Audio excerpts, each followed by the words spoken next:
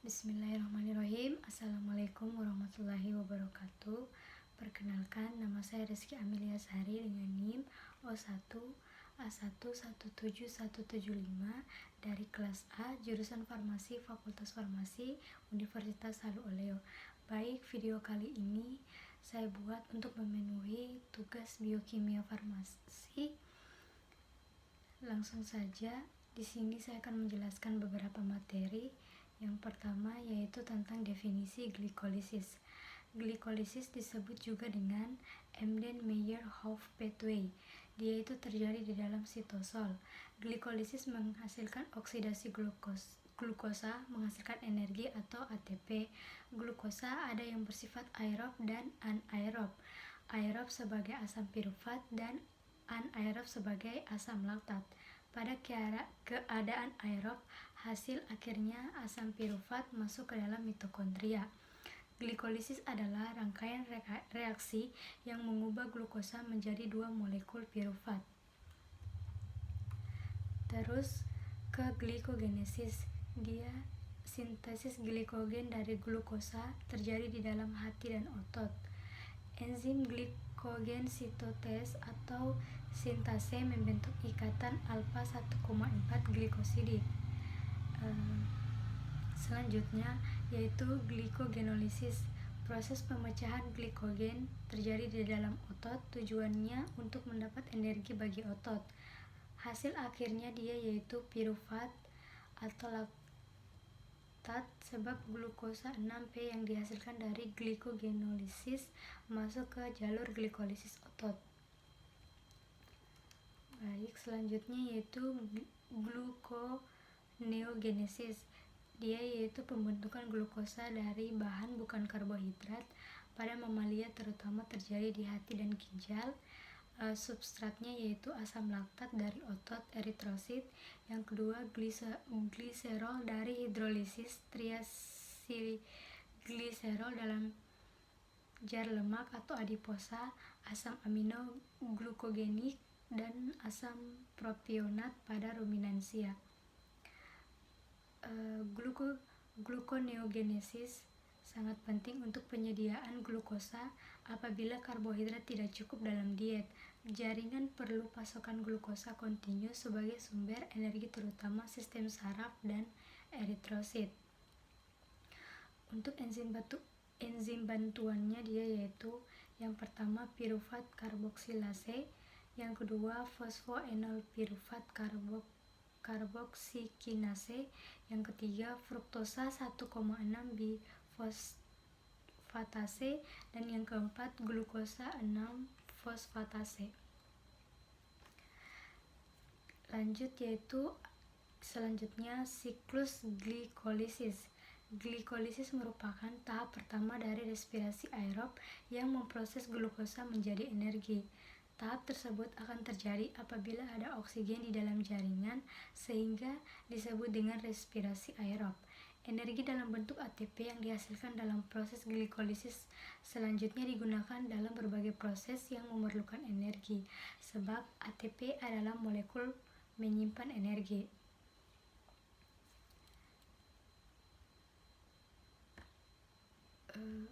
Untuk tahapan-tahapannya yaitu yang pertama, glukosa diubah terlebih dahulu menjadi glukosa 6-fosfat dengan bantuan enzim heksogenase. Pada tahap ini memerlukan ATP atau adenosin trifosfat yang dapat melepaskan energi untuk menjadi ADP. Yang kedua, glukosa 6-fosfat diubah menjadi fruktosa 6-fosfat yang akan dikatalis enzim fosfoheksosa isomerase. Yang ketiga, fruktosa 6-fosfat diubah menjadi ukuran 1,6 bifosfat. Pada reaksi ini akan dikatalis oleh enzim fosfofruktokinase dan membentuk energi dalam bentuk ATP. Yang keempat, 1,6 bifosfat yang mempunyai 6 atom C dipecah menjadi gliserdehid 3-fosfat yang memiliki 3 atom C serta hidroksil aseton fosfat 3 atom C, yang mana proses reaksi yang terjadi dikatalis oleh enzim aldolase. Selanjutnya, pada satu molekul dihidroksil aseton fosfat yang terbentuk selanjutnya diubah menjadi gliserildehid 3-fosfat dengan bantuan enzim triosa fosfat isomerase, yang mana enzim tersebut bekerja secara bolak-balik. Itu berarti bahwa bisa mengubah gliserildehid 3-fosfat diubah menjadi dihidroksil aseton fosfat. Yang keenam, gliserildehid 3-fosfat selanjutnya diubah menjadi 1,3 bifosfogliserat dengan bantuan enzim gliseraldehid 3-fosfat dehidrogenase. Dalam proses ini terbentuk NADH. 7. 1,3 bifosfogliserat diubah menjadi 3 fosfogliserat dengan bantuan enzim fosfogliserat kinase. Energi yang dilepaskan dalam reaksi ini dalam bentuk ATP. Selanjutnya, 3 fosfogliserat tersebut diubah menjadi 2 fosfogliserat dengan bantuan enzim fosfogliserat mutase. 2 fosfogliserat tersebut selanjutnya diubah menjadi fosfoenol pirufat dengan bantuan enzim enolase. Selanjutnya, fosfoenol pirufat yang dihasilkan selanjutnya diubah menjadi pirufat yang akan dikatalis enzim pirufat kinase. Dalam tahap ini juga dihasilkan ATP. Selanjutnya yaitu siklus Krebs. Siklus Krebs merupakan tahap kedua dari tahapan respirasi sel yang diawali dengan proses glikolisis. Glikolisis adalah pemecahan glukosa menjadi asam pirufat dan I-fosforilase oksidatif, kemudian akan menghasilkan 2 ATP dan 2 NADH yang disebut juga dengan istilah adenotrifosfat. Setelah itu asam pirufat diproses untuk memasuki tahap siklus Krebs. Sebelum masuk ke tahap ini, asam pirufat terlebih dahulu masuk ke tahap dekarboksilasi oksidatif yang berada di dalam mitokondria sel tubuh. Setelah itu barulah terjadi 8 tahapan dalam proses siklus Krebs. Siklus Krebs merupakan reaksi yang terus-menerus dan dilakukan secara berulang yang akan dijelaskan secara rinci sebagai berikut, yaitu tahap pertama adalah proses pembentukan sitrat. Dalam proses ini terjadi penggabungan molekul asetil CoA dengan oksaloasetat yang membentuk asam sitrat, dibantu oleh enzim asam sitrat sintase. Sitrat yang dihasilkan dari proses sebelumnya diubah menjadi isositrat dengan bantuan enzim akotinase yang mengandung Fe2+. Terjadi proses dekarboksilasi atau perombakan pertama kali. Isositrat yang terbentuk dari tahapan sebelumnya dioksidasi menjadi oksalosuksinat yang terikat oleh enzim isositrat dehidrogenase.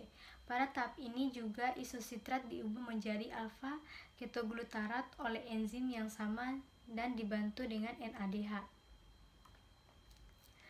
Terjadi proses pengubahan alfa ketoglutarat menjadi suksinil CoA oleh enzim alfa ketoglutarat kompleks dan proses oksidasi. Suksinil CoA kemudian diubah menjadi suksinat. Tidak hanya dibantu dengan enzim, pada tahap ini pengubahan juga dibantu oleh Mg2+ dan GDP yang dengan fosfat membentuk GTP. GTP inilah yang diubah menjadi ATP sehingga menjadi energi yang dibutuhkan jaringan. Pada tahapan ini, suksinat akan dioksidasi menjadi fumarat dengan bantuan enzim suksinat dehidrogenase. Tahap ketujuh adalah proses hidrasi. Pada proses ini terjadi penambahan atom hidrogen pada ikatan karbon sehingga menghasilkan produk berupa malat. Malat kemudian dioksidasi untuk menghasilkan oksaloasetat yang dibantu dengan enzim malat dehidrogenase. Oksaloasetat kemudian akan menangkap asetil CoA sehingga siklus Krebs dapat terus-menerus terjadi. Selain itu, pada tahap ini juga berupa NADH. Untuk mencukupi kebutuhan energi, maka siklus Krebs harus berlangsung selama 2 kali. Hal ini dikarenakan reaksi oksidasi pada molekul glukosa untuk sekali proses siklus Krebs hanya menghasilkan 2 molekul asetil CoA saja. Yang selanjutnya yaitu materi sistem transport elektron. Transport elektron adalah proses terakhir dari respirasi aerob, di mana akan dihasilkan ATP dari NADH dan FADH2, hasil dari glikolisis, dekarboksilasi oksidatif, dan siklus Krebs. Transport elektron terjadi di membran dalam mitokondria.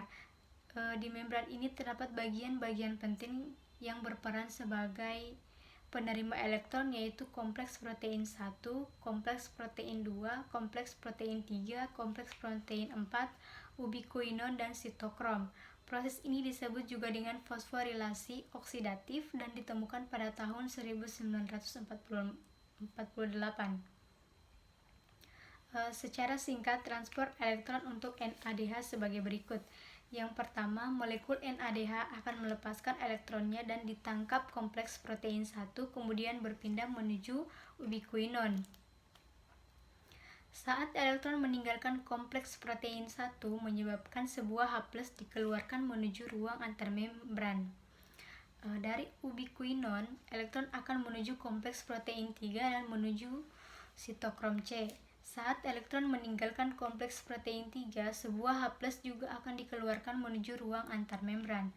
Dari sitokrom C, elektron akan menuju kompleks sitokrom 4 yang kemudian akan menuju penerima elektron terakhir, yaitu O2. Saat elektron meninggalkan kompleks protein 4, menyebabkan sebuah H+ juga dikeluarkan menuju ruang antarmembran. O2 setelah menerima elektron akan mengikat H+ dan membentuk H2O. 3 H+ yang telah dikeluarkan tadi akan masuk kembali melalui enzim ATP sintase yang berada di membran tersebut. Setiap H+ yang masuk melalui ATP sintase juga akan dihasilkan satu molekul ATP. Jadi total dari satu NADH akan dihasilkan 3 ATP. Selanjutnya, proses transport elektron untuk molekul FADH2 sebagai berikut. Molekul FADH2 akan melepaskan elektronnya dan ditangkap kompleks protein 2, kemudian berpindah menuju ubikuinon, namun pada tahap ini tidak menyebabkan dikeluarkannya H+. Kemudian, elektron akan meninggalkan ubikuinon dan menuju kompleks protein 3, sitokrom C, dan kompleks protein 4. Saat elektron melewati kompleks protein 3 dan 4, masing-masing menyebabkan dikeluarkannya molekul H+. Jadi, hanya 2 H+ yang dikeluarkan hingga nantinya masuk kembali melalui ATP sintase dan terbentuk 2 ATP.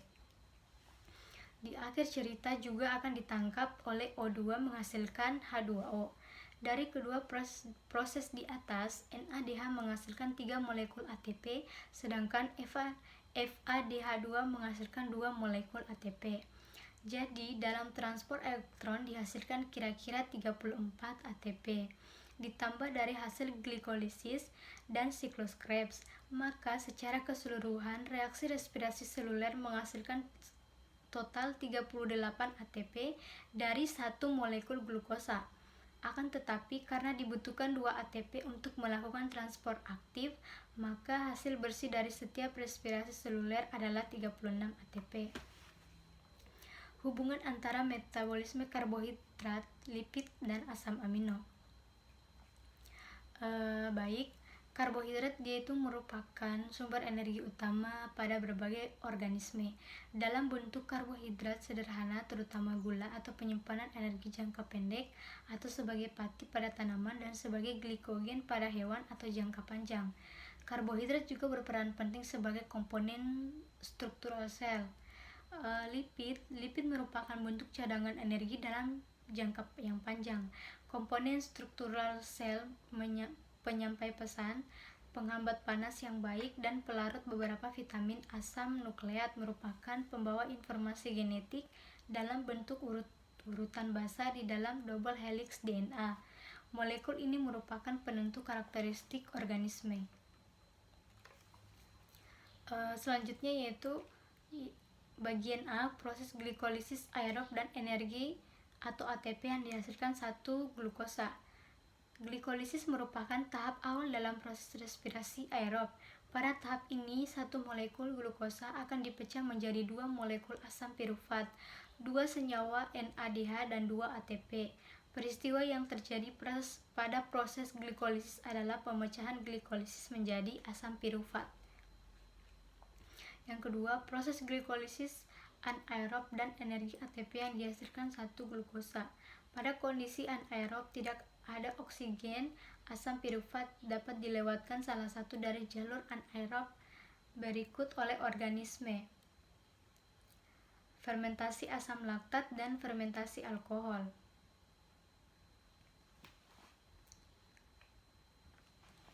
Baik, mungkin itu saja yang bisa dapat saya jelaskan. Kurang dan lebihnya mohon dimaafkan. Wabillahi taufiq walhidayah. Wassalamualaikum warahmatullahi wabarakatuh.